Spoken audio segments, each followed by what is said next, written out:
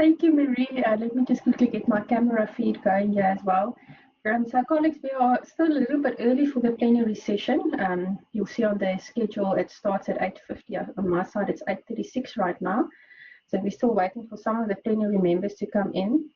But I think perhaps what we can do, given the discussions that we've also had yesterday and a number of individuals that I met, our plenary session is going to be all about what's in a name. And I don't want to give away too much in terms of what our panel members were saying or will say.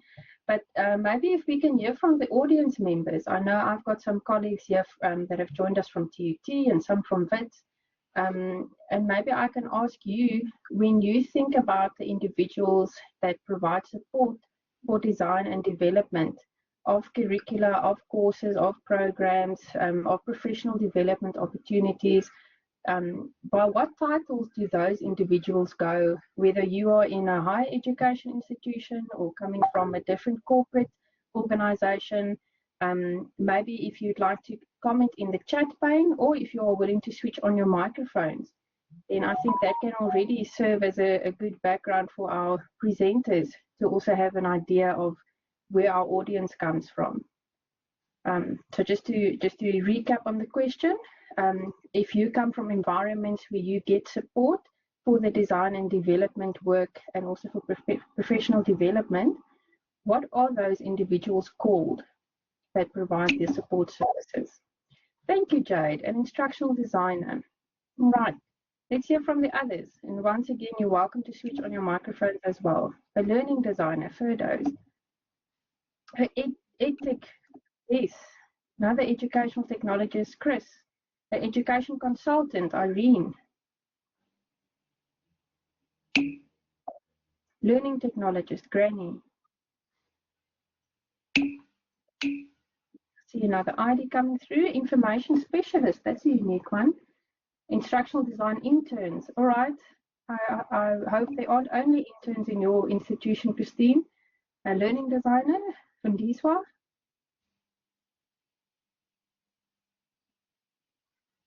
Okay, then perhaps let's talk a bit about the roles that these individuals fulfill. We've had interesting discussions about a miracle worker. Oh, I love that. Yes. Lecturers or profs from the Center of Teaching and Learning, yes. Third space professionals, that's an interesting one, Derek. Would you like to maybe switch on your mic and provide a bit of background on that title? Yeah, first space is home, second space is our institutions, third space are the places that lie somewhere in between. Lots of folk in my shoes who are working remotely are working more often in the third space. As you saw yesterday, I was sitting outside on my swinging chair.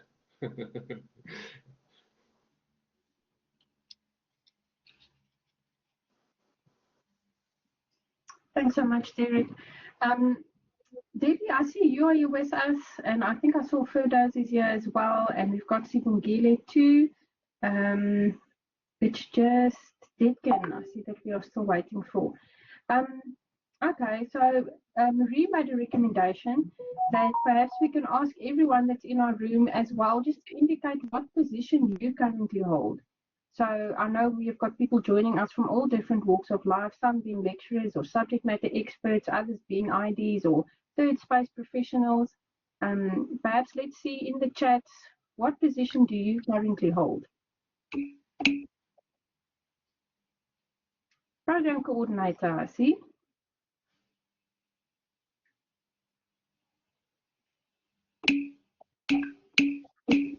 Lecturer, another PC, another PC. Alex, learning experience designer, yes. Online diploma tutor, online facilitator, instructional designer, environmental health, the prof, educational technologist.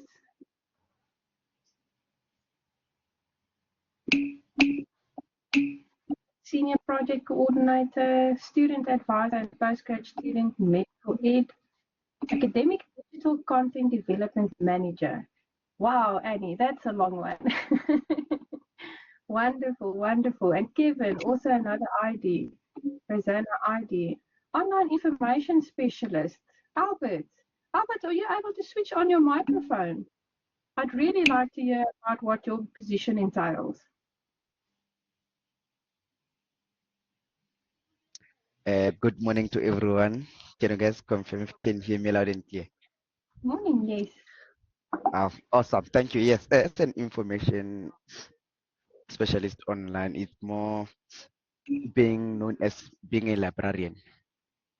So I'm basically assisting both students and staff in terms of their academic research support, how to navigate online databases, going through Turnitin to ensure that there's no plagiarism, introducing them to our policies, making use of a system that we order books and making sure that the students are familiar with books on different platforms such as EBSCOhost, Emerald, and so forth. So it's quite big in my environment in terms of what I do. Thank you.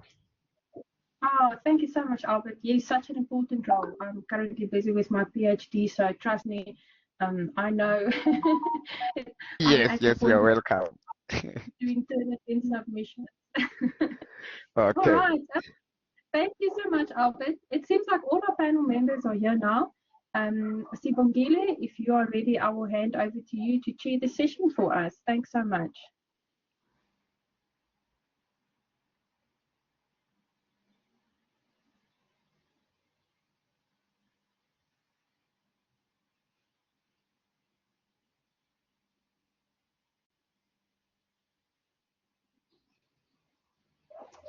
Sibongile, were you able to unmute? Oh, thank you. You know, I've been talking and I haven't unmuted. Thank you. Thank you so much, Eugenie, for holding the session, and good morning, everyone.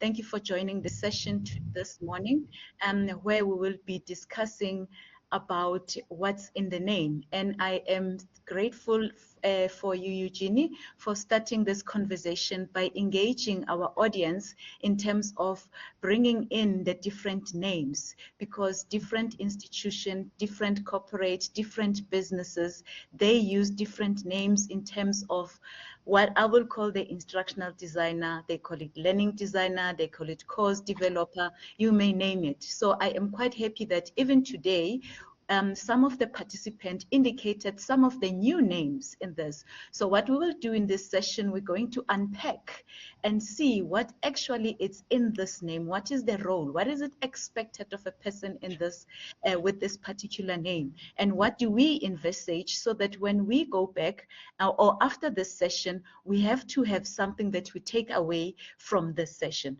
So without wasting time, I am going to introduce the members of the panel. I'm going to start with, I see Datkan, you're already on the screen. Colleagues, this is one of the panelists. We've got 3 panelists with us here that will be sharing with us and discussing these conversation on what's in the name. So I'm going to start with Datkan Skeppers, who is already on the screen. Datkan Skeppers is the head e-learning at the Department of Education Innovation at the University of Pretoria, where she is responsible for the management of group of passion e-education professionals. So prior to this position, she was employed in the same department as a senior instructional designer. Before her passion for e-education took hold, she lectured in the Department of Anatomy, where she taught undergraduate and postgraduate students of the Faculty of Health Sciences in the University of Pretoria. So Datkan holds the Masters in Science, Anatomy, and the Masters in Educational Technology, Computer Assistant Education. Both of these qualifications, she obtained them at the University of Pretoria. She has presented at the national and international conference and is the author and co-author of numerous journal articles, an anatomy textbook, of the Department of Anatomy and a book of the whole brain learning. Colleagues and the participants, that is Datkan Skeepers. Let us all welcome Datkan Skeepers to the session. Our next presenter is Dr. Debbie. Let me get your, it's Dr. Debbie. Let me get it. Just a minute.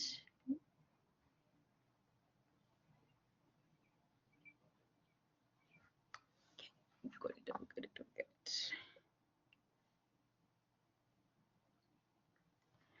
Okay, our next presenter is Dr. Debbie Skeepers Adendorf, and she is a seasoned learning designer who has implemented learning programs across Africa, Australia, and in Dubai and Poland in the education, financial, transportation, and healthcare sector. She holds a PhD in online facilitation, and this research is extremely worthwhile today as it enables student success.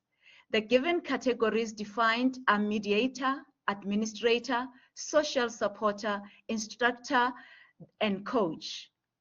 The online facilitation role significantly increases learning retention, completion rates, and the likelihood that the learner achieve the results of transformation that a course promises. Currently, she is a course creator and online facilitator at Creating My Course, where she and her sister Sylvia helped career people, experts, and consultants create successful online courses. As Debbie says, lifelong learning is part of me. I like to share my knowledge and know-how with others. Learning must be authentic and simulate the real world as it happens. Learning is messy and full of aches and pains as you master the network of online facilitation to be successful. Ladies and gentlemen, let's welcome Debbie Diaken.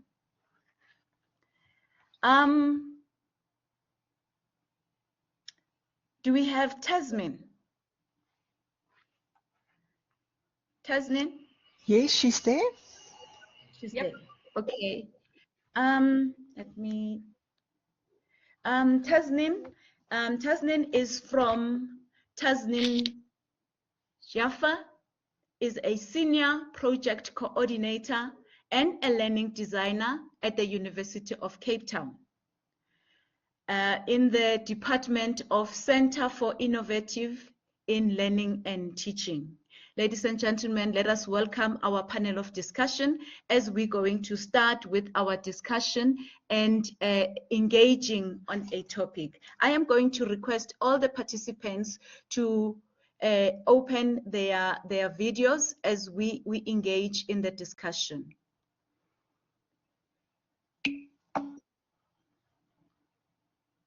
Thank you so much. Yes, I could see, I don't see a Tasnim. Is Tasnin's video on? Okay, without wasting time, I'm going to pose some questions to our panelists in order for them to be able to assist us in unpacking this name. What's in the name? We are all curious. We want to know. And already the panelist has already, the audience has already identified some different names. I'm going to hand over to you, Debbie, to tell us what is the name for you. Thank you so much. Good morning, everybody.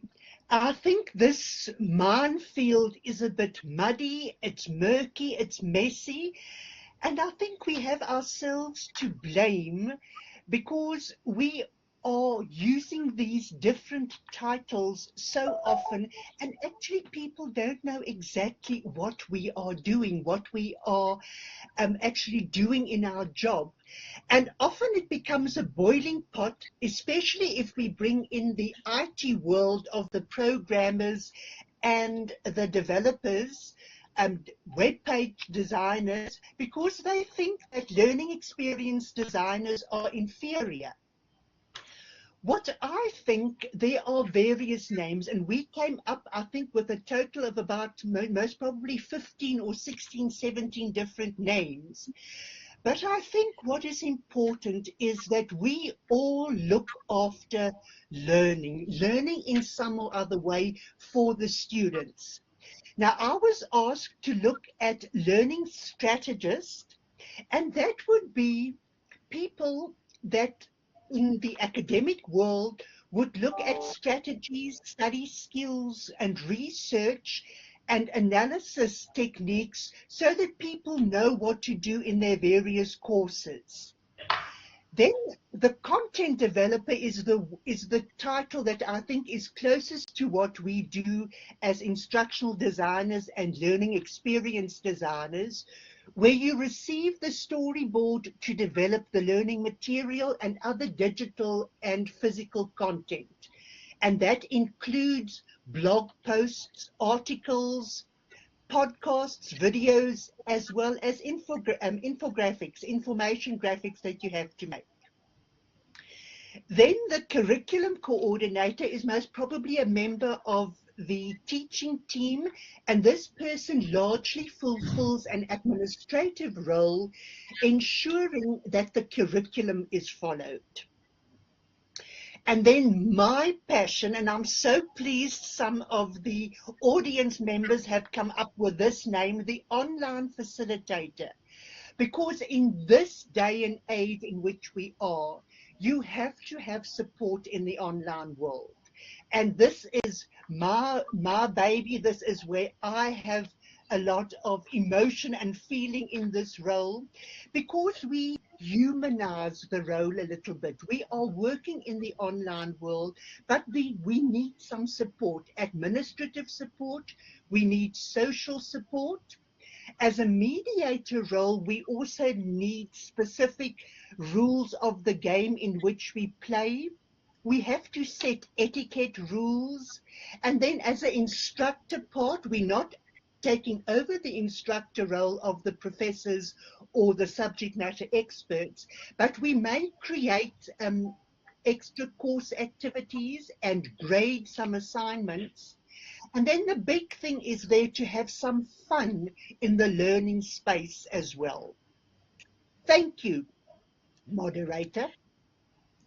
Thank you so much, Debbie, for that information, a very informative information in terms of the 4 names that you have unpacked for us, which is the learning strategist, the content developer, the curriculum developer, as well as the online facilitator.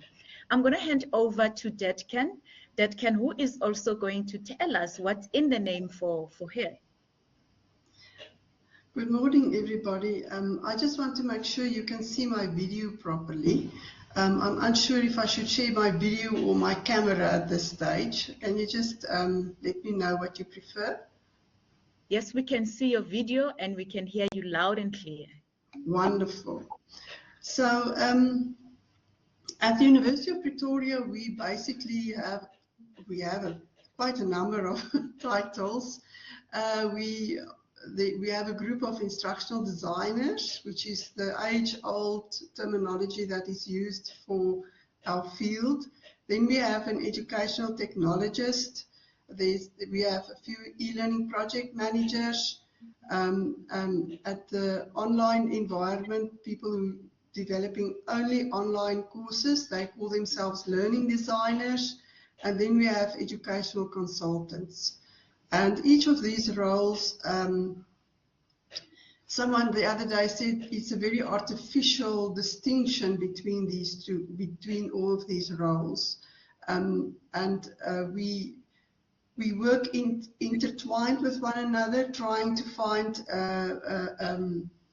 where we fit with one another, because in the past, the educational consultant was the old curriculum experts and people who were focusing on mainly the classroom environments and assessment practice and things like that for the classroom and the residential type of university. But with the shift during COVID, all the lines got blurred now. So we see there is a lot of overlap between what the groups are doing, and finding our feet in and not treading on each other's toes is becoming a bit of a challenge at this point.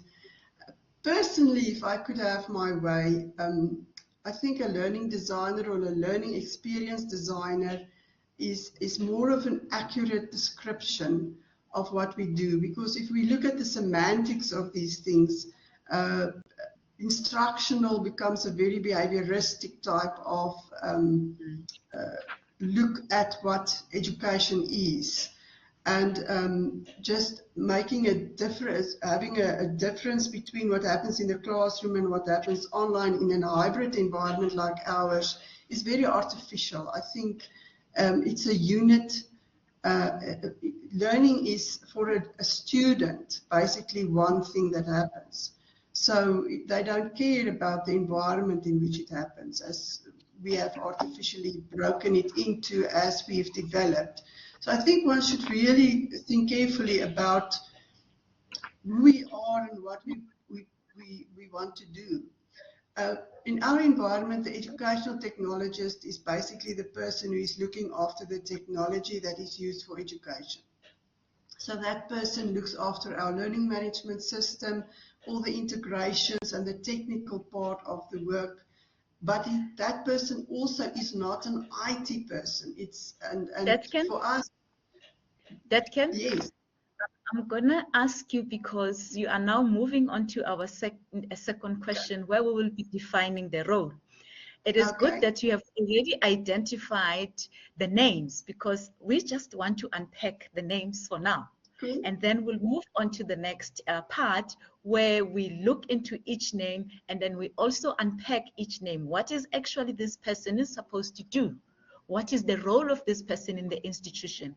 I am quite fascinated with when you bring in that the term instructional designer. It's kind of like the old terminology that has been used probably when this type of a career was introduced, and it favors more, as you have indicated, of the behaviorist approach. And whereas now changing has changed, and as you have indicated, with COVID-19 has made everybody to change, move from this behaviorist approach, from the teacher-centered approach, to make sure that you engage the student in an online environment. So thank you, Detken, for all the inputs that you have identified and all the names that you have identified. To the audience, remember the names that Detken has identified: the instructional designer, educational technologist, learning designer, as well as the educational consultant. I am going to hand over to our next member of the panel, which is Tasmin Jaffer. Tasmin, can you also unpack to us, what is the name for you? Yeah, so I'm at the University of Cape Town, and we use the term learning designer, or sort of online learning designer. And we've been using that for, I think, the last decade.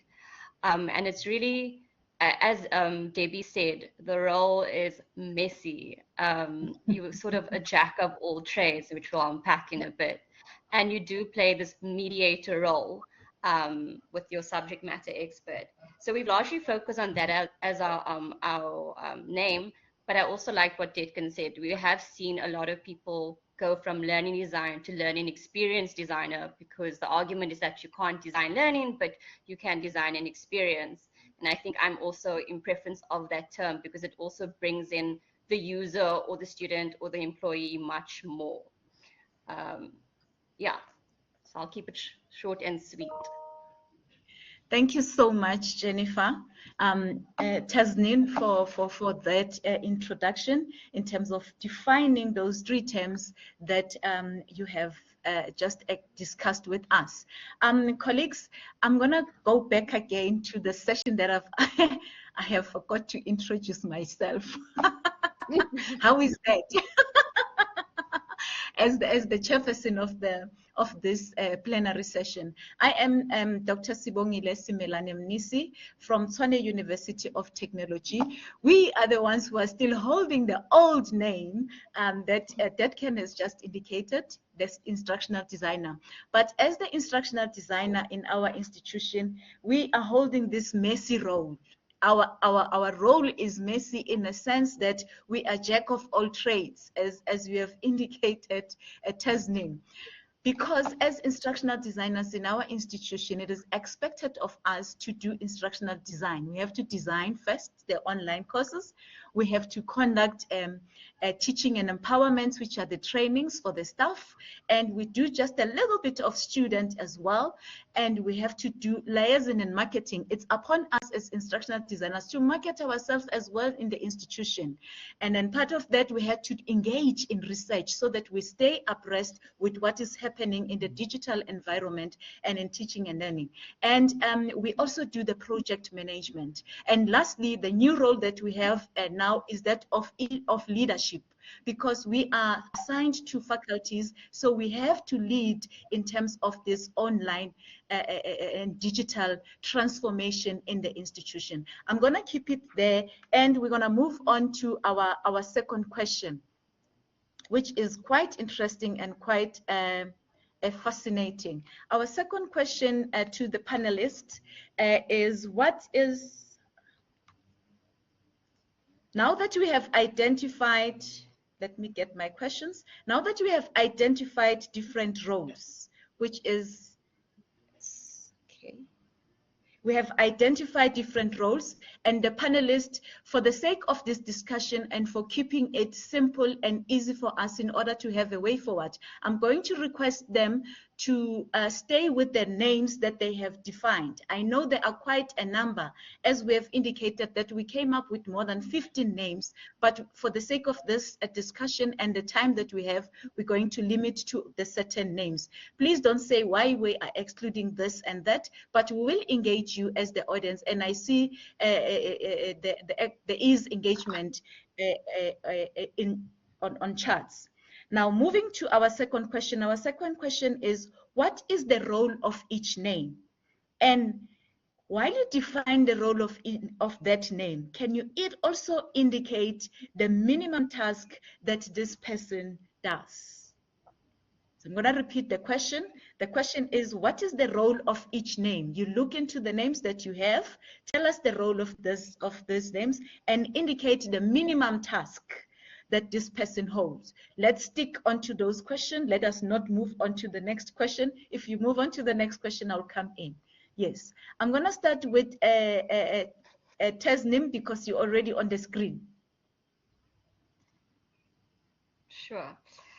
Yeah, so defining a minimum is quite hard. I often feel as learning designers or alternative names, we go way above minimum. But I'm going to go a bit high level for the role of how I define a learning designer, an online learning designer or learning experience designer. One, we champion the student. So we bring the student, we carry sort of their needs and wants throughout the process.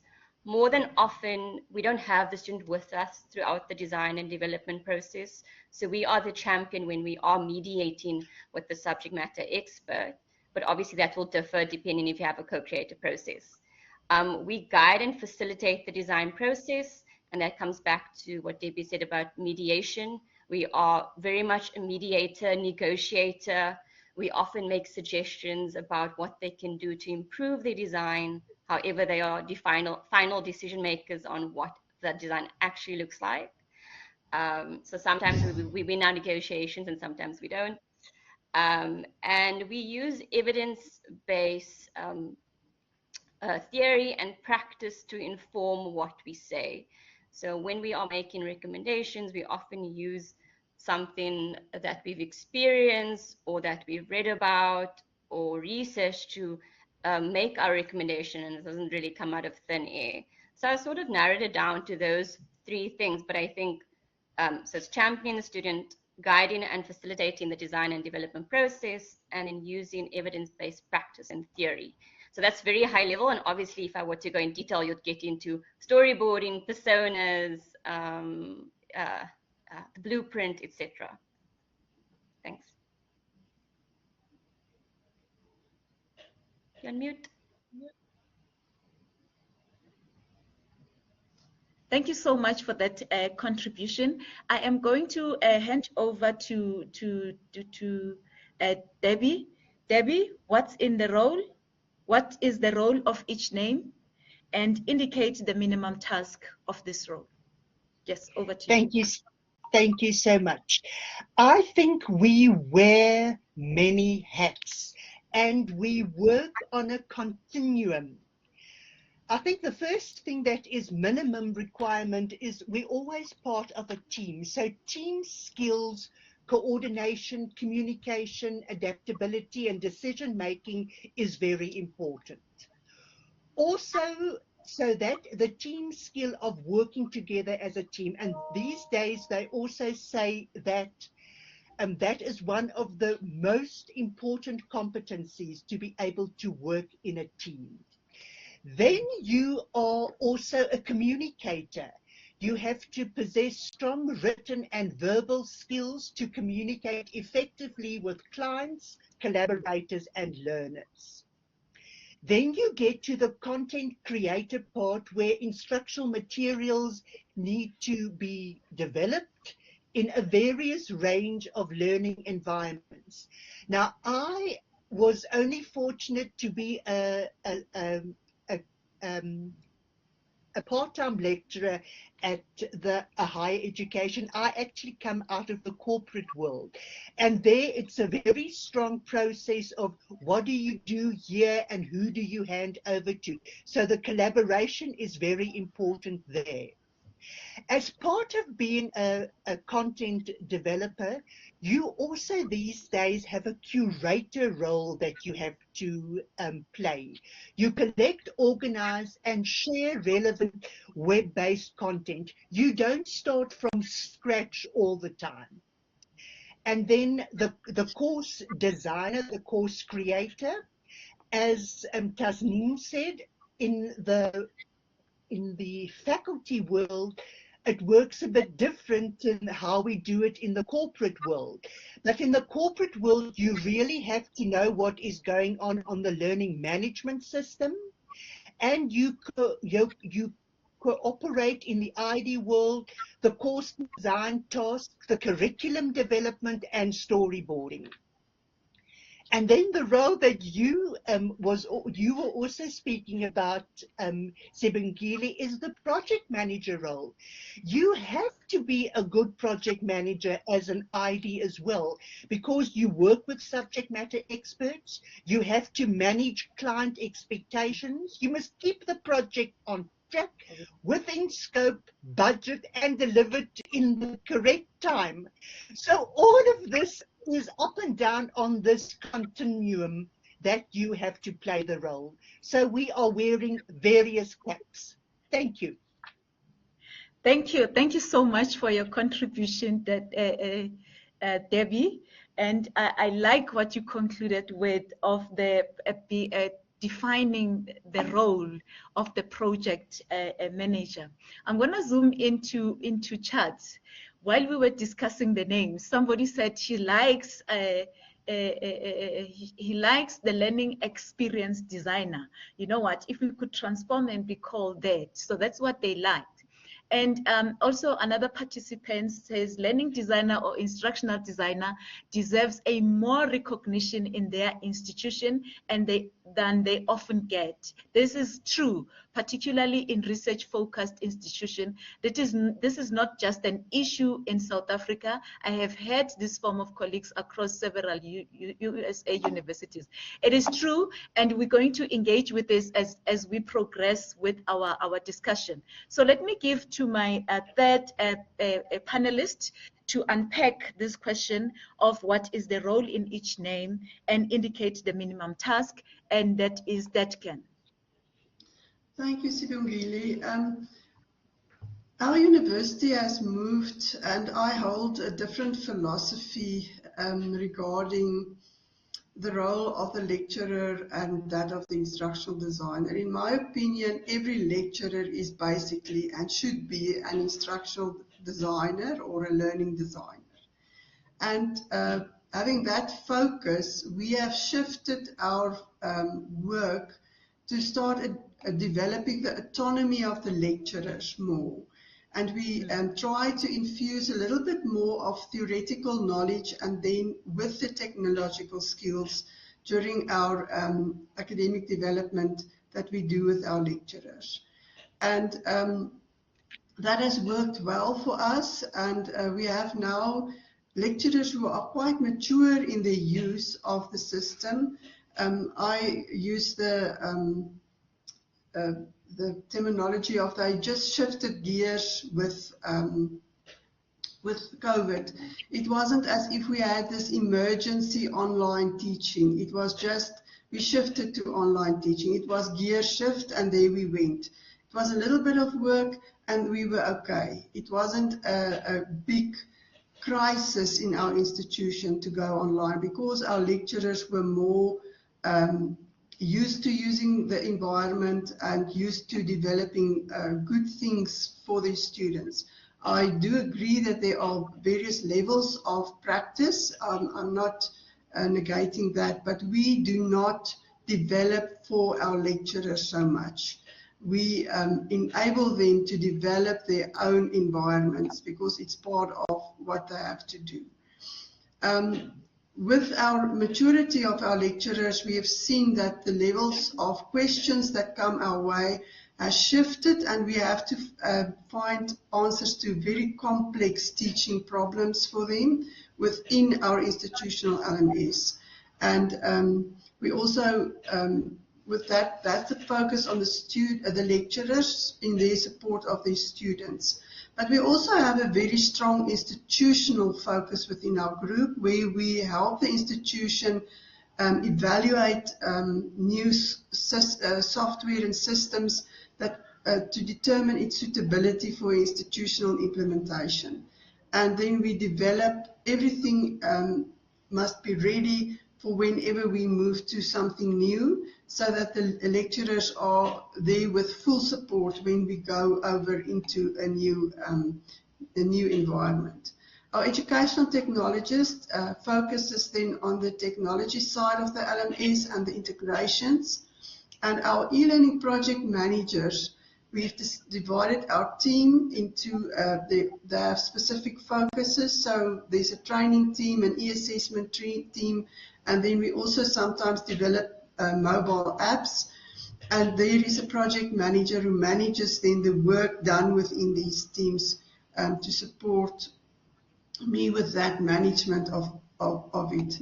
We don't have that many projects. Sometimes we have a big project where we are part of a curriculum development, but that is very rare because our education consultants focus there, and we are brought in only when they start talking about how they're going to deliver, etc. So that's what we focus on. Thank you so much, Detken, for unpacking the role and the minimum task that are done by each of the names that you have identified. And I see that our discussion is boiling, is raising some discussion as well that are going on charts. But what I can highlight is that I like what you have just indicated, whereby you are saying you are empowering the lecturers to design for themselves. So they are also taking part in terms of designing, so that design does not sit with everyone, because they are the one who are subject matter experts in this. And I would say even in our institution, that is the role that we follow, where we empower them in terms of how do we use this, and in order for them to learn how they can engage the student in an online environment. And before we move on to the next question, what I want to highlight is that in terms of the design, where I am from, we have the curriculum developer who are supporting us together with the subject matter expert to develop the curriculum. It becomes much easier to work if the curriculum is there, because also for us as instructional designer, we know which documents that we need to look for when we start our designing. we normally go to our module descriptor, where we will find the whole plan of the module, and it becomes easier for you as an instructional designer and a subject matter expert to prepare your material online. So within the process of curriculum development, because now we are integrated into one unit, which has assisted us a lot, so that when the curriculum practitioners develop the curriculum, they also include technology enhanced within the curriculum, so that it does not become a separate entity to the lecturer who is going to design on her own or his own the material. And that take us into our next question, which is our next question: in defining who we are in those names that we have identified, where does the process of design begin in higher education and in private sector, or in public, or in business and corporate sector? So we just want to find out, we are trying to define who we are and what do we do, what is our roles. But now let's look into, where does the process of design begin in higher education, in the corporate and in business and in private sector?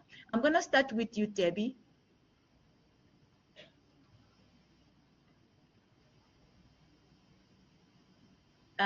Debbie, unmute yourself, Debbie. Unmute.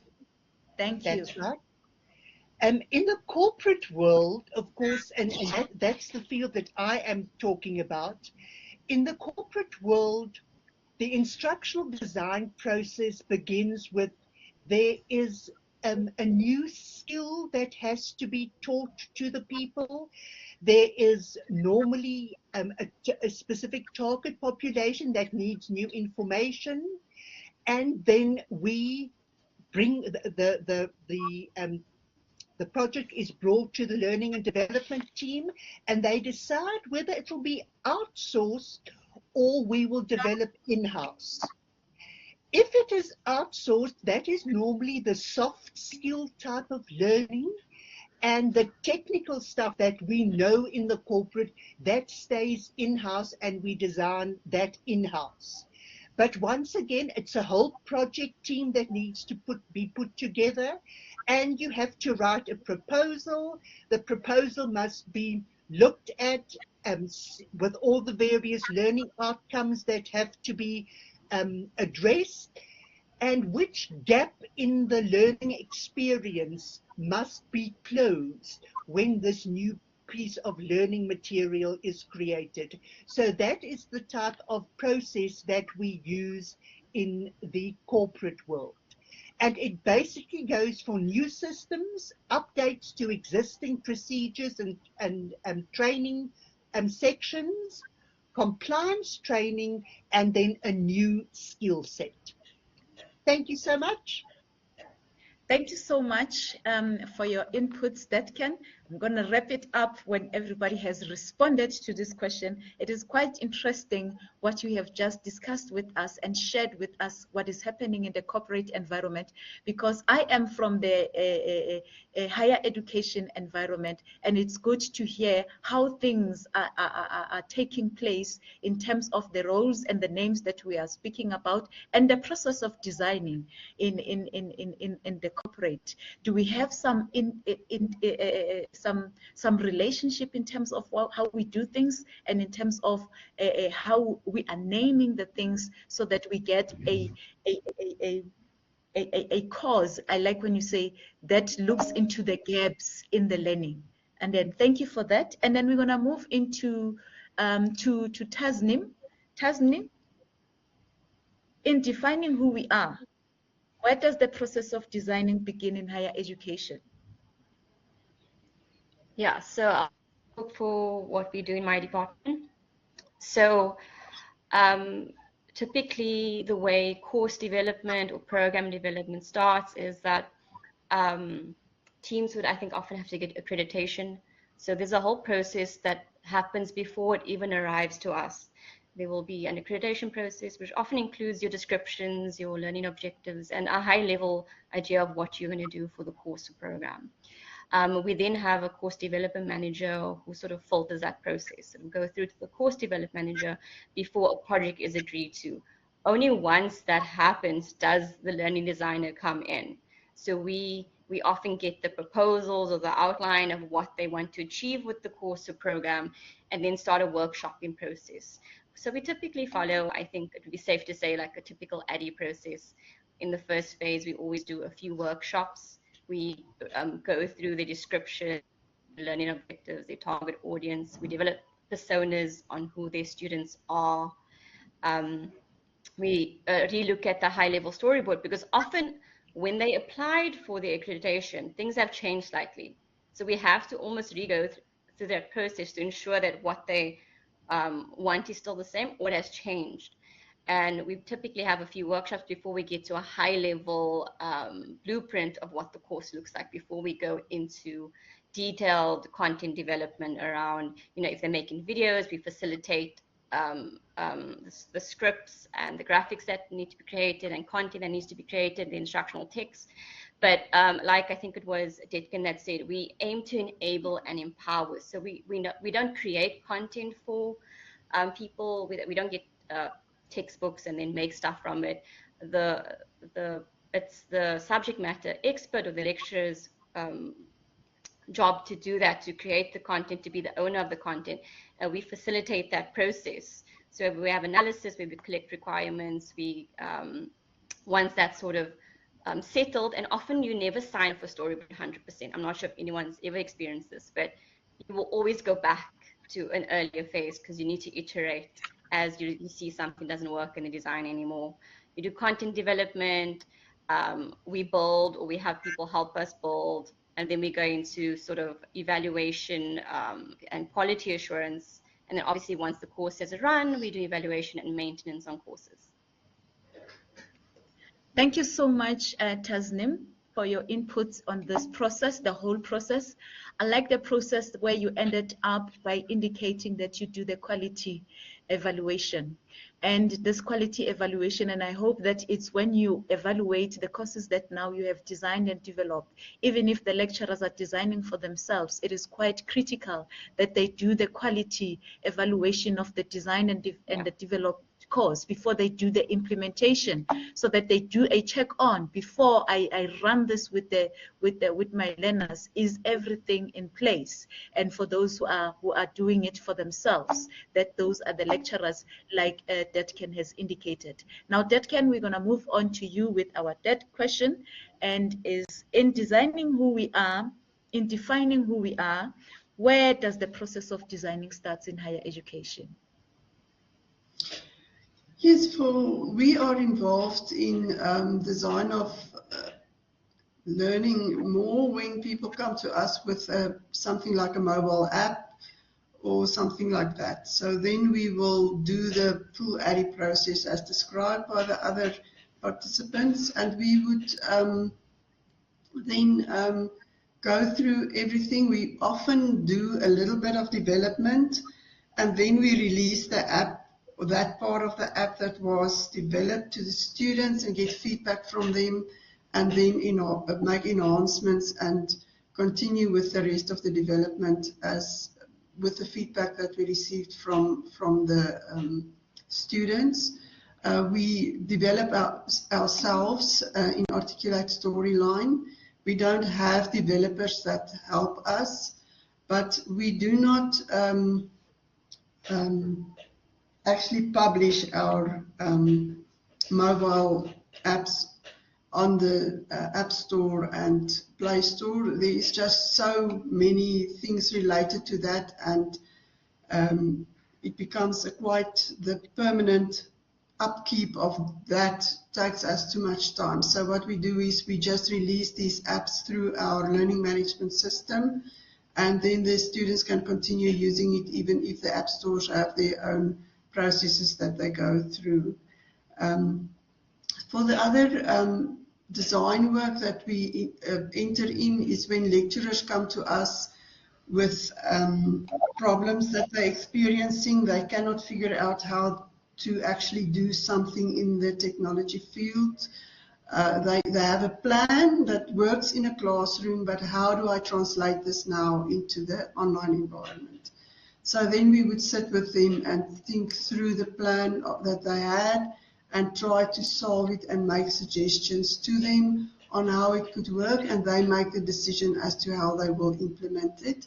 And often they come back to us and tell us, this worked well, this didn't work well, where can we fine-tune what we have done? So then we will be involved in that process as well.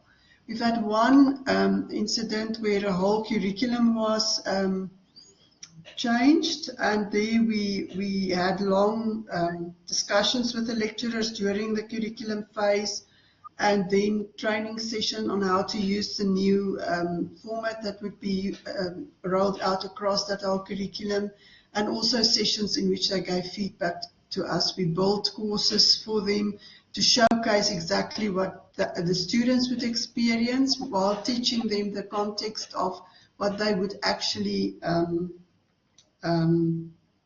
do unto their students so that they could experience the design before they decided on, okay, yes, we will go this route, so that they could make an informed decision and know exactly what it will entail for the students when they do that new curriculum. Thank you. Thank you so much, Ken, for that contribution in defining who we are and where does the process of designing begin. And I see there are some burning discussions going on charts. I am going to request, there's the question on charts. Our moderator has just posed. What are the most important skills do you feel an ID should have? Please just select there while we continue with our discussion. I'm going to ask from one of our audience. I'm going to ask Dr. Tami Ndlovu. I am saying this because I've been looking at the charts, and there is one chart that you have just posted that indicates that we really need to define and clarify the role between the learning designer and the instructional designer. Can I give you just a minute, Dr. Tami Ndlovu? Just unmute your mic.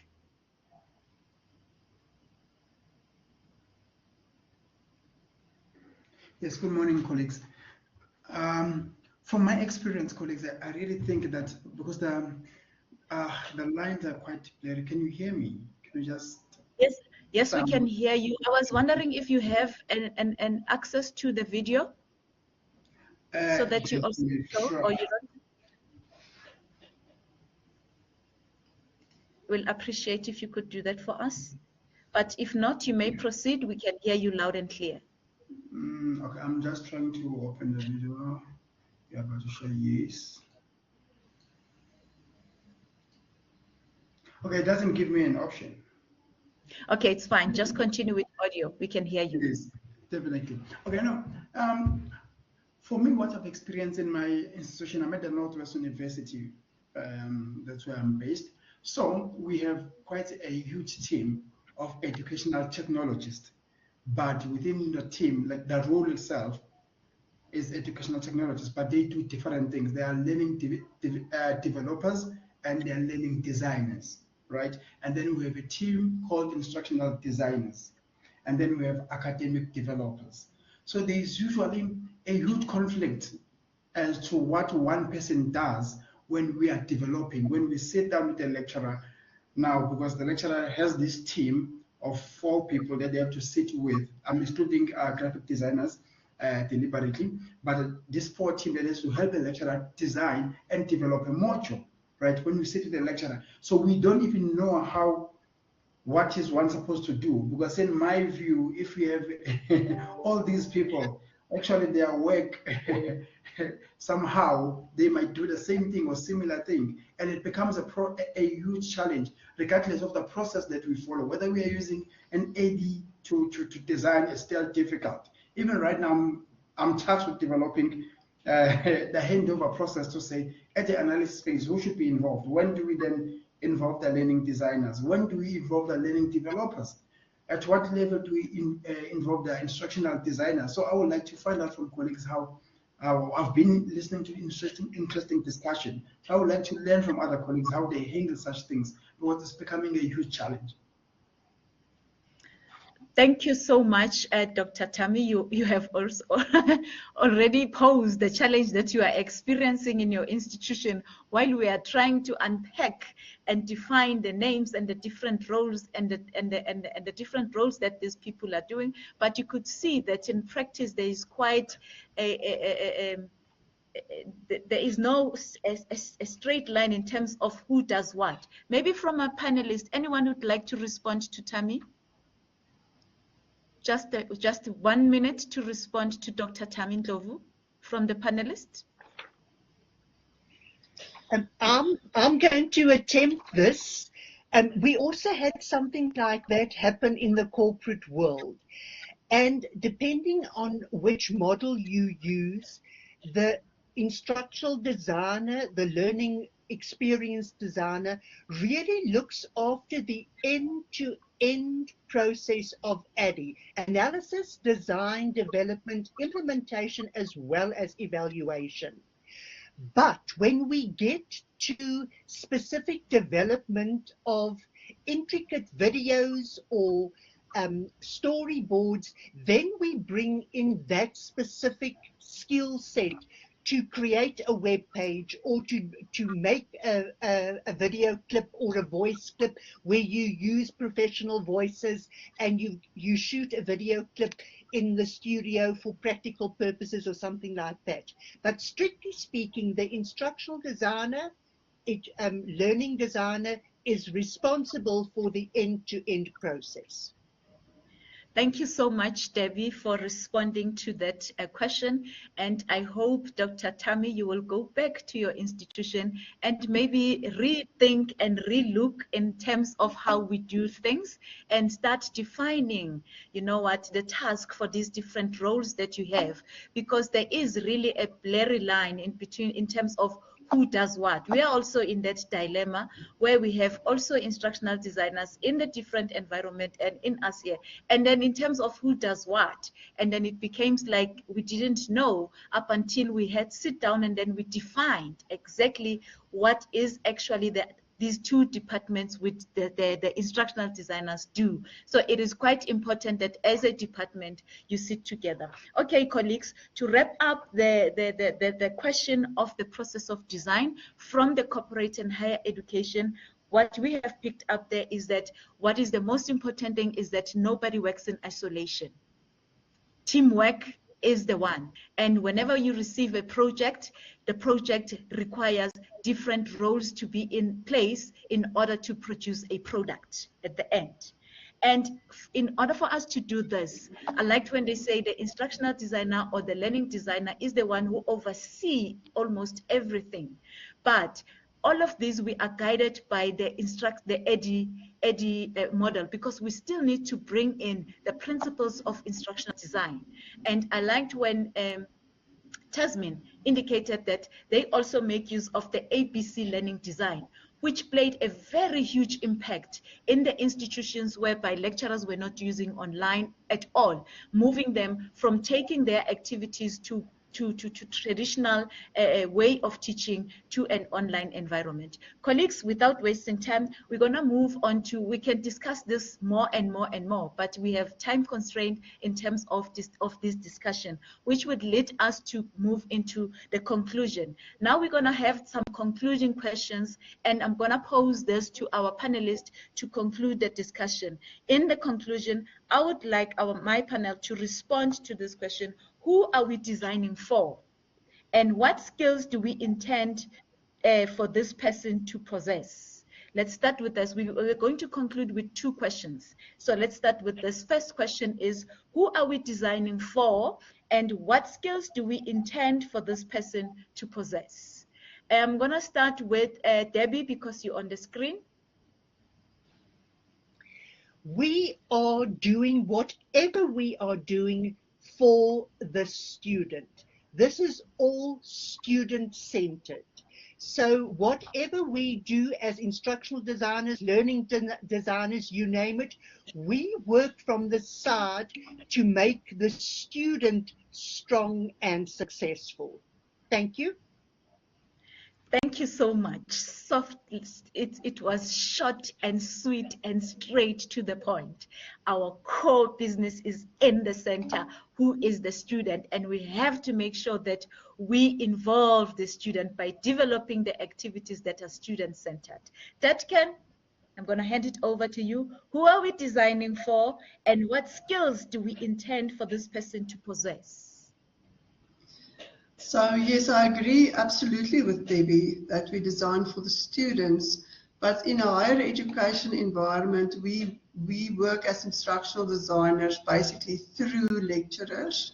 So we also keep them in mind, because sometimes we have lecturers who are very eager to use things, and they kill themselves in the process of doing everything for students. So we also care for our lecturers, and we tell them where we think they will incur too much or they heap too much work on themselves, especially if they are large classes. So, and the big thing for us, for me personally, is there must be a heart for education and a heart for a development of human beings. That is what I think is at the heart of everything. Thank you.